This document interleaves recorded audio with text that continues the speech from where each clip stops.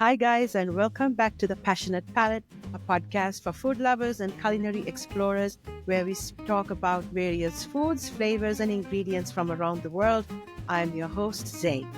Today is a very special show. It's Ramadan, and I have a very special guest, my oldest son, Zaki Ilyas. Zaki, Assalamu alaikum. Welcome to my podcast. Walaikum salam. How are you doing? I'm good. Thank you. Why don't you tell our listeners a little about yourself? I'm Zaki Ilyas. I'm currently a senior at Seton Hall University studying finance, and I'll be pursuing medical school next year. Great. On today's show, we are going to talk about fasting fitness, how to stay strong during Ramadan. All right, Zaki. Now, I know you love to work out. You are into fitness, and that's something you really love to do. So tell me, let's go back. How did you get into fitness and clean eating? So when the pandemic hit around 2020, I really had nothing to do besides work that was scheduled from my teachers. So a lot of the times I was just home, by myself, but nothing really much to do. So I thought, you know what, let me get into my body. Let me get into working out, developing that hobby for myself. And what I learned is that no matter how much you lift, no matter what weight you're pushing, it really depends on what you're eating and putting into your body and how I'm able to convert what I'm eating into a productive workout and also a productive day for myself. So I really started taking it serious around March, April of 2020. I began lifting about 4 to 6 times a week while also eating 3 times a day with meals centered around protein and also supplementing that with maybe a protein shake. So I'm able to meet my daily nutrition goals as well as my fitness goals. Great. Okay. So how long have you been fasting during Ramadan while maintaining your workout routine? So, personally, I've been fasting since about, Yeah. 12, 11. No, you were younger than that. I think you would have started when you were maybe 10 or 11. But that Maybe, also, maybe with halfway fast. Yes. Maybe with halfway fast, but I probably started fasting like full 30 days, full hours, about maybe 12, 13. Yeah. But I never really took lifting as serious then in my fitness routine as well. So I'll enjoy all the samosas, all the patties. Right, That's good. all the fried food. But I really started taking my fitness and my nutrition into account while fasting around the same time, around Ramadan of 2020, 2021. That's when I really started to kind of be mindful of what I'm eating while also fasting, which really isn't easy, especially, after the long day. You do want to enjoy some, maybe not the most healthiest, the most tastiest foods, which is perfectly fine. I'll also indulge in some, wonderful, tasty treats from around the world, whether it's Pakistan, Sri Lanka, anyway. But that being said, I still try to prioritize, my full meal around getting my protein intake in and also maintaining my lifting during the fast. Right. That's great. All right. So let's talk about suhoor or sahar. Sahar is the meal that we have before dawn or when we are fasting. What does your typical sahar meal look like? During suhoor, I have 2 different types of meals, and that depends whether I'm at university or whether I'm at home. Right. When I'm at home, I have you. So, obviously it's easier for me to get whole foods in. When I say whole foods, I mean things that aren't necessarily boxed or processed in a sense where I'm actually eating a full meal. So at suhoor at home, you make me about maybe 5 to 6 eggs, maybe a quesadilla to get some of those good carbs, get a little some cheese, good fats. It's overall a very nutritious meal because you have the eggs for protein as well. That's what I tend to eat, and definitely with a bottle and a half, 2 bottles of water to make sure I'm hydrated during that period of time. Unfortunately, when I'm at school, it's a little bit more difficult to get those whole foods in simply because the kitchen doesn't really open that late. I know that can be a problem. So how do you manage then? So with that, I unfortunately can't really eat meals like that. So what I do is I take a yogurt, like a protein yogurt. One of my favorite brands is Oikos, just because the macros are very good on it. I'll have an Oikos yogurt and a protein shake. One may argue that it's not the best because, they are coming from boxes or from the store, but it allows me to get my protein in and still feel full throughout the day. In addition to obviously making sure I have a bottle and a half, 2 bottles of water, so I'm still staying hydrated. But obviously the whole foods are definitely better, which is why I enjoy coming home, being able to eat those kind of meals for suhoor, and it helps overall with the fast. Right. That's good. So you feel like you're getting your protein and your nutrients through your yogurt and your protein shakes when you're in college. Oh, for sure. Regardless, I'm meeting that goal. It's just through different means depending on what I'm given. Okay. So what about hydration? Hydration is very important. You don't want to get dehydrated. So, what are some hydration strategies to avoid dehydration? So listen, I'm a coffee guy. I drink coffee I know every you. single day. And I'll even have maybe two, maybe have a tea just to get that caffeine in. I study a lot, especially doing pre-medicine, going into medicine and just overall studying a lot. What helps me a lot is staying awake and being productive is caffeine. With Ramadan, that puts a little damp on things, and I'm giving you the whole roundabout because Right. caffeine and drinks like coffee and tea tend to dehydrate you. So while it would probably help me stay awake during the day, I tend to push that off until after iftar. So I don't have caffeine at my suhoor. I prioritize getting water in because of the fact of what you're saying. You definitely need to be hydrated. Exactly. So, you don't feel dry mouth. You don't feel that lack of water during the day because it definitely comes whether you drink water or not. But you're better off having more water in your system to be able to go throughout your day. At iftar, you can help hydrate yourself by also consuming about a bottle and a half, 2 bottles of water. So you're ensuring you continue to get your water intake. And you could also prioritize high water foods when we're talking about different fruits like watermelon, Watermelon, exactly. I was different thinking types about of that. fruits that retain moisture that allow you to also kind of get that water in there as well. If you do that, I think for what it is, you'll tend to be more hydrated than not when it comes to your Ramadan journey. True. What about coconut water? What are your thoughts on coconut water? Coconut water is very good. They tend to have good electrolytes. Hmm. Personally, I'm a big fan of coconut, so that's something that I enjoy. Yeah. And yeah, overall, I think it's a really good thing. I think I may have seen some things where certain coconut waters were on recall. So I guess do your Really? research. I guess do your research when it comes to which brands you're trying to drink. Right. But besides that, I think it's a great source of electrolytes, a good source of hydration. I don't see anything wrong with it. That's right. It's so important to stay hydrated, especially when in the summer, when Ramadan is in the summer and when it's so hot outside, being staying hydrated is very, very important. For sure. So now I know you work out a lot. You work out every day religiously. You're very strict about your workouts. I know that. So how do you adjust your training routine during Ramadan? So this is the big thing because during the regular time where I'm not fasting, I could tend to vary my workout anytime during the day, whether it's during the morning, which I started to actually do a lot during my school semester because I get the workout done in the morning and then I got Right. nothing to worry about later on. So that starts at around like 8 a.m. I could work out from 8 a.m. to 9:30 and then make sure I get to class. Right. So that isn't bad. And then later on, I used to work out around later, like around 5:30, 6 o'clock till about 7:30 Right. before I had my work as a tutor, which I work later on at school. So those are things that I could kind of play around with outside of Ramadan. During Ramadan, it becomes very difficult because you shouldn't, and I recommend that you shouldn't work out right after suhoor because then you're depleting all the energy you just ate, right? Right after you're about to enter this long 12 to 15-hour fast day. So you definitely shouldn't be working out, especially at a high intensity right after suhoor. The most ideal and what people say is right before iftar or after tarawih, after the prayer, after you break your fast and after the night prayer. So my little issue with working out after tarawih is that you already had a big meal, you feel full, you get a little bit of tired, and then after you go to the mosque and you pray, you tend to maybe get a little bit lazy, you want to go back home, you want to relax, and I think that's just the natural human inclination for that.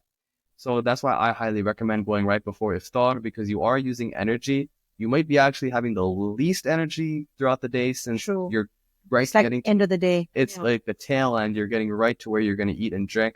But that's why I think it's beneficial because you could exert yourself and then right before being able to break your fast, you're able to get back home, take a quick shower, and then, see the food on the table, see the water, and then you can nicely break your fast. I agree too, because you're right. Because sometimes you hear people breaking their fast because then they have eaten and then they think they have the energy. But when that food just hits your stomach at the time of iftar or the time of breaking fast, it just exhausts you. It's not even a matter of energy because you'll have the energy. It's just the mental factor where it's like you already ate and you're done for the night, especially after tarawih. Right. Like your stomach has just gotten your source of food. You had your water and your body's like just starting to calm down. And then to head to the gym and try to, push yourself on a workout can be tiresome. Of course, especially if you plan on lifting heavy. It's a How do you manage energy levels while training on an empty stomach? Like I know you said just before iftar is when you go and you do your workout? Do you do something like high intensity? Do you do heavy cardio, or do you just do some weight training, resistance training? How do you manage that? It's definitely a mental battle. I mean, this is not something that's necessarily commonplace or easy to do. Trying to lift, especially when you have less energy, and especially right before iftar, where you have some of the least energy since you only ate in the morning. What I say for that is it's a lot of a mental game rather than a physical game. I think a lot of times people psych themselves out about working out because they're like, okay, I'm low energy, I might faint, I might not be able to do these things. But you can, and it's not the easiest, but I like to tell people that, you are able to. You just got to be able to make the time and be smart about your workout. I'm not telling you to do a full 2-hour high intensity interval training workout. Right, or run on a treadmill for like half hour, right? Yeah, this is the month of Ramadan, especially for Muslims. We take our ibadat, our faith and growing our faith very seriously. So while we prioritize, working out to maintain our fitness, you also got to understand that, you are at a time of low energy and that you shouldn't exert yourself to the point of pure exhaustion and you're not ready to, enjoy your breaking of the fast, or you get sick working out, or you're too lazy to even make tarawih. These are all things that you should be able to do while balancing a workout. And if you're overworking yourself, it's not necessarily the best for you. So what I do is weight training to as much as I can. I'm definitely stronger outside of Ramadan, Right. but I still prioritize lifting as much as I can without hurting myself. Right. As for cardio, I'd say maybe light cardio. I'll go incline on the treadmill at a, walkable speed. I'm not obviously running or doing anything that strenuous. Right. Nothing where you're going to be out of breath and panting and sweating, right? In fairness, the most strenuous thing I do is my friends are playing basketball, and when the weather gets better, I still play. And I know I worry about that sometimes. That exhausts me the most, but that's exhaustion where you don't necessarily think about it. It's a psychological game. When you're playing basketball with your friends, you're competitive, you want to enjoy the sport, and that's just the love of the sport coming out. You see basketball players like Kyrie who fast and do that, Hakeem Olajuwon, Kareem Abdul-Jabbar. These are all Muslim basketball players that have done that before. Right, they're all fast, right? Yeah, and it's not easy, but that's their job, Right. But when we're talking about enjoyment, I think that's what curbs that kind of, if you're looking at the treadmill and you're seeing how fast you're going, that weighs on you a little more mentally than enjoying the love of basketball or a game you're playing. So that is a little bit different, but that is probably the most strenuous type of exercise I would do during Ramadan. Right. All right. So now let's talk about iftar. So iftar is the time of breaking fast. And what is your go-to meal at iftar to refuel after fasting? Well, my mom puts a lot of good food on the table, so there's no shortage of food to eat, alhamdulillah. When it comes to necessarily what I want to enjoy, I'm pretty basic, I'm not gonna lie. My favorite thing to have is if I see rice and a grilled or curry kind of chicken, that makes me the happiest because I know that it's gonna be, number one, enjoyable, but also beneficial for me and my fitness goals, and I know there'll be enough food for me to consume and feel good about myself after the iftar. Because you're getting your carbs, and you're getting your protein. Of course. Right? I mean, there's other things like when my mom makes Chinese rolls, famous Sri Lankan short eat or appetizer that we have, or if she makes like pot stickers or dumplings, those are some of my favorites. I'm obviously going to enjoy those very much. But in terms of a full iftar meal, something that where I can get like my rice and chicken, that's like baseline for me, and that's something I really enjoy. Would you, at the time of iftar, use drinks of energy, like not really energy drinks like protein shakes or like Gatorade or drinks with electrolytes? Would you use something like that?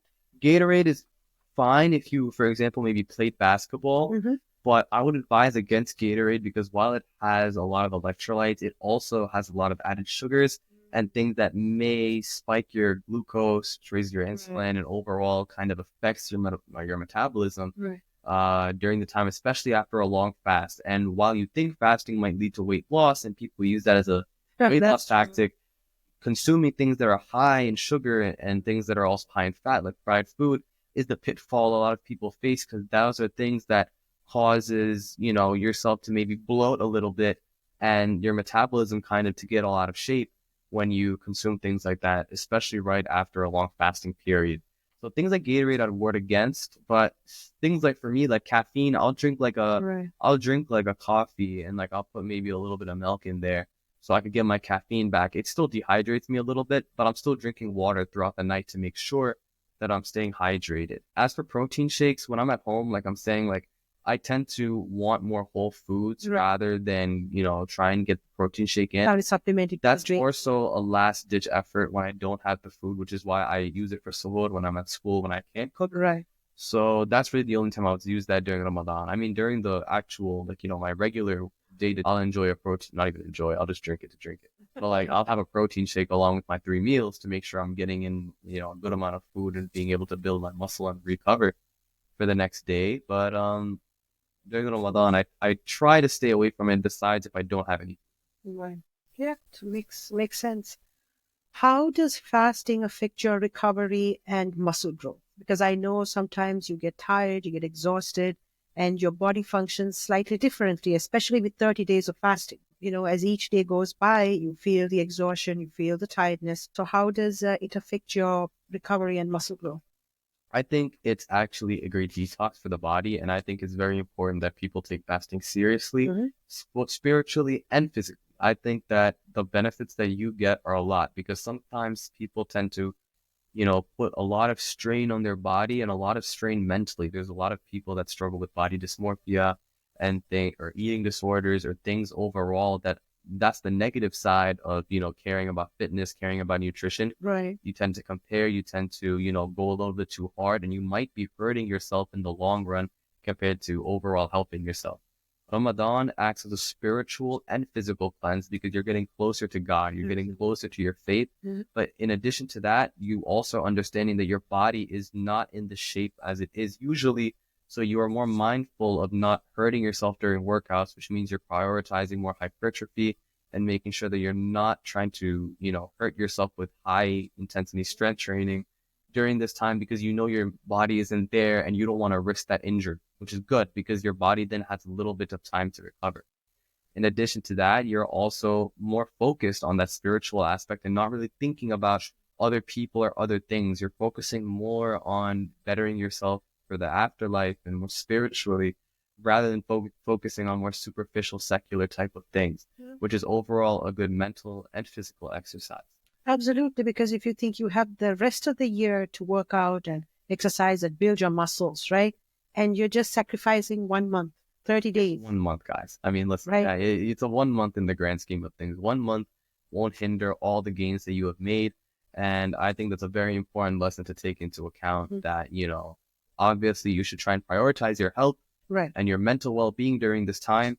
But whatever gains you had will not be fully lost and you'll be able to recover that. You should focus on overall yourself, your self-healing process, your spirituality, and overall your mental well-being when it comes to Ramadan. Yeah, I agree. And I think that's great advice, especially to like the youth and like the young kids out there who are very conscious about their bodies and working out. And when it comes to Ramadan, they start panicking, so this is good to know because you've been in it for a long time. And do you adjust your sleep schedule to fit workouts and meals? With Ramadan, I guess. I mean, right now it's a little bit early, so I'll be able to have iftar, maybe get even a little meal after, Hmm. and then focus on my suhoor. So I'm able to eat a few times where hopefully I'm prioritizing a good nutritious meal. So I'll be able to have those and still be able to make my fast properly, right?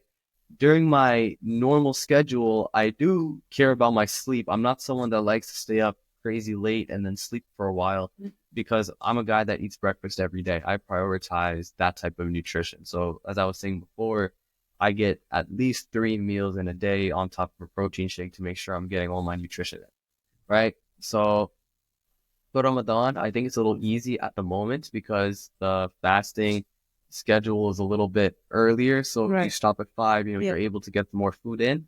But I think generally overall, I tend to prioritize, not just sleep, but organizing my sleep routine in a way where I'm able to eat. I think eating is one of the biggest things when it comes to fitness and nutrition Right. Eating and, clean, right? and Yeah. sleeping, making Mhm. sure you get at Of least course. 8 hours. I mean, obviously that's not the most easiest. I think 7, 6.5 even can suffice. Ideally 8 hours of sleep, but overall for even fitness and being able to lift in the gym, sleep and nutrition should not be sacrificed. It should be valued as Of much as course. being able to Yes. get in the gym and do these things. Good. So, what is the biggest challenge of fasting while staying active, and how do you overcome? Oh, thirst, 1000%, because you need to be hydrated, and especially working out and doing these things dehydrated. Most people could fast without food. You could actually live Right. without food for a while. There's Right. people that go on water fast Hmm. for fun, to go on water fasts and, maybe lose some weight, lose some of that water weight overall, and overall detox themselves. But water diet isn't like you're only consuming water, you're not eating. But when we're talking about no water, that becomes a huge challenge because your body requires that. That's something that you need, but it's prescribed to us by God for a reason, and it is a way for us to test ourselves mentally and spiritually. With that being said, it's not the easiest thing to have, be able to fast and also stay active. And I think that thirst is definitely the hardest thing. But being able to prioritize sleep, being able to prioritize hydration during the hours when you can eat and drink, Yeah. these are things you could do. These are things you could do to kind of help curb that and overall, provide for the whatever little energy more you can to be able to satisfy a workout and satisfy your day to day to make sure you're okay to do these things while fasting. That's true. That's interesting to know. It's very insightful. So, if you had to give any advice to a beginner who wants to stay fit during Ramadan, what would your advice to them be? Consistency, just like you're reading Quran, going to Taraweeh, and doing all these things during Ramadan, they shouldn't stop. And you should, I mean, besides Tarawih, because that's only during Ramadan, Right. but you should continue reading Quran. You should continue, reciting your prayers. You should continue making dua to Allah, to God, asking for help and sustenance and, overall bettering yourself spiritually. In the same way, outside of Ramadan, you should also be continuing to be active. And I think it's more even easier to start outside of Ramadan being active, and then you could work your way up to doing that during Ramadan. So in a long way, I'd say the biggest tip is consistency. The thing is, you may not see gains initially Hmm. or as fast as you may want, but the key is to continue to be consistent with these things because eventually they will come. You just have to be real with yourself and be consistent with whatever it is you want in life, whether it's studying for an exam, whether it's trying to make money or work at a job, whether it's trying to better yourself physically or spiritually. All these things require consistency. And if you're not being consistent with it, you really aren't able to get anywhere productive. Not that you won't get anywhere, but in order to reach the goals that you really want, you got to be consistent with it. And I think that's the key advice. You can't expect change overnight. And that's the biggest thing I think I would Hmm. tell someone. But would you also advise them to take it kind of easy though, During especially when Ramadan, in during Ramadan, while they're fasting, but at the same time they're just starting out. Like say it's the year that they're starting out, like new year, new me. I'm going to start working out. I'm going to get healthy. I'm going to go to the gym and work out. But then Ramadan comes along, and then it's a little of a setback for those who are hmm very conscious about, building their body and building their muscle and getting healthy. So, like, I would also think, like, as much as consistency is key, to also kind of take it easy a little, like, like not be so hard on yourself. Yeah, and that's what I'm saying. Like, this is a month that, over your, physical strength and accolades and things like that, you're supposed to be focusing on your spirituality. I'm saying take it easy in the sense where you shouldn't be lifting as heavy as you usually do to avoid injury, especially when you're low energy. You shouldn't be thinking about trying to, see how many reps you can get of a certain Mhm. thing because you are lower energy.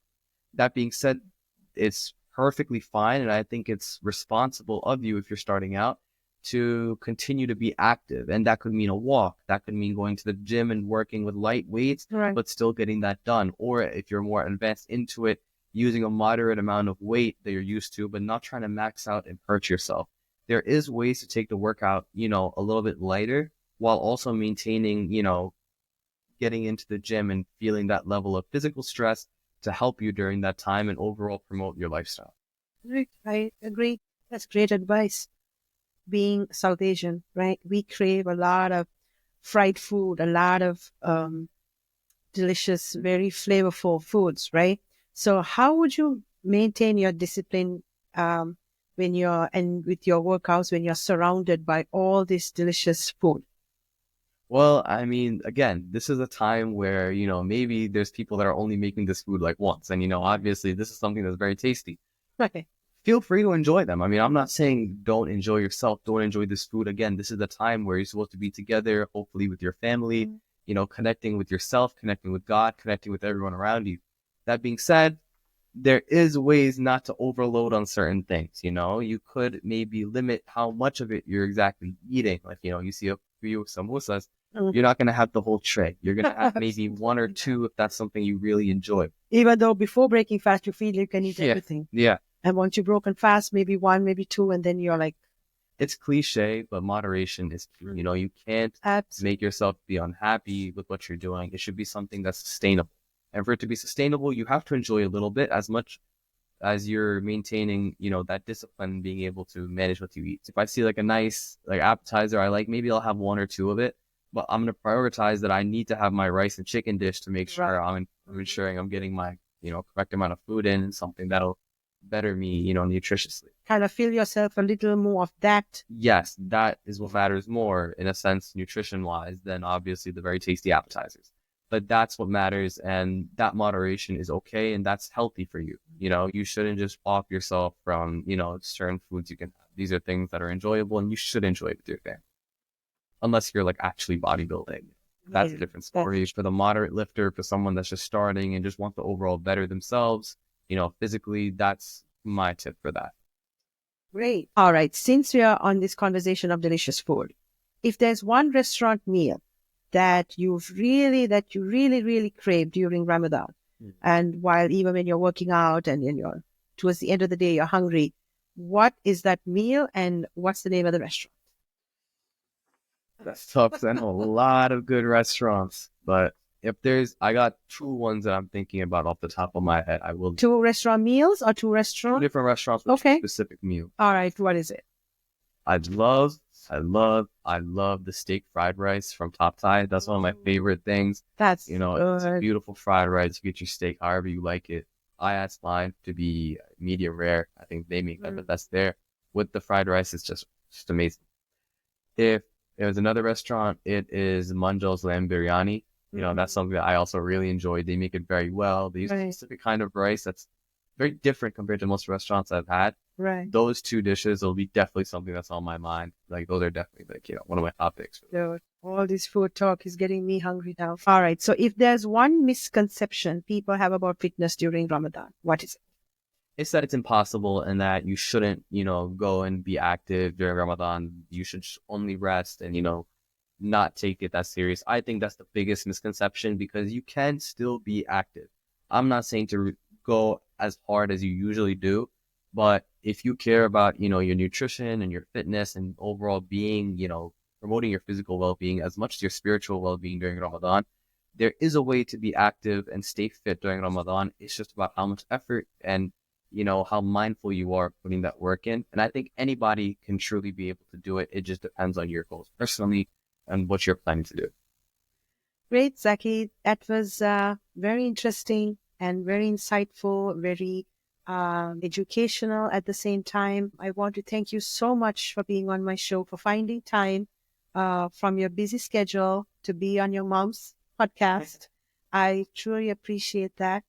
No, I love being here, and I appreciate any advice I could give. And, you know, I'd love to be on here with you and, you know, make not just you happy, but also influence anyone that's watching this, especially that is motivated in their fitness journey. You know, I think this is definitely a great approach, and this is definitely something that's important to talk about, especially as Muslims during Ramadan. And I think it'll overall be beneficial. And I thank you for having me and giving me the opportunity. My absolute utmost pleasure. And so this brings us to the end of this episode of The Passionate Palate. I hope you guys enjoyed listening to about fitness during fasting. And thank you for watching. If you guys have any questions for us about fitness and fasting, or a topic or a few tips that we may have missed out on our conversation, please let us know in the comments. I will be more than happy to answer your questions. Please leave a comment here, or you can head over to my Instagram and TikTok at The Passionate Palate and ask some questions over there. And thank you again for watching. And remember, always don't count the calories, count the delicious memories.